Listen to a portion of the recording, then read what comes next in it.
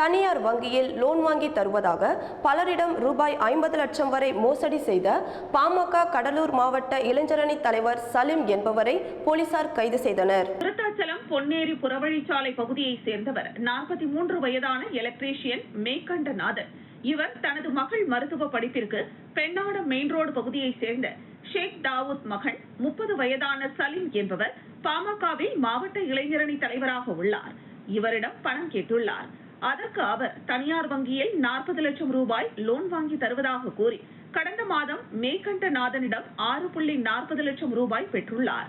ஆனால் லோன் வாங்கி தரவில்லை. இந்த நிலையில் நேற்று முன்தினம் கொடுத்த பணத்தை கேட்ட மேற்கண்டநாதனை சலீம் திட்டி கொலை மிரட்டல் விடுத்தார்.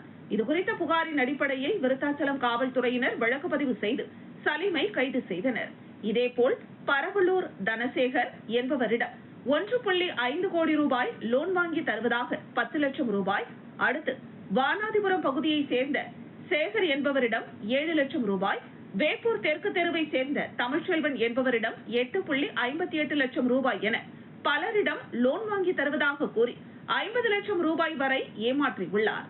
இவர் பாமகவில் கடலூர் மாவட்ட இளைஞரணி தலைவராக உள்ளார் என்பது குறிப்பிடத்தக்கது.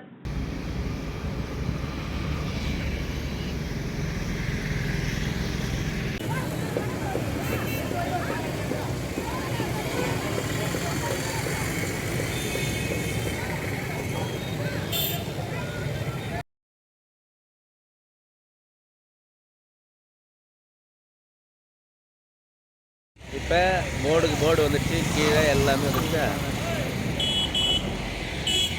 இவ்வளோதான்.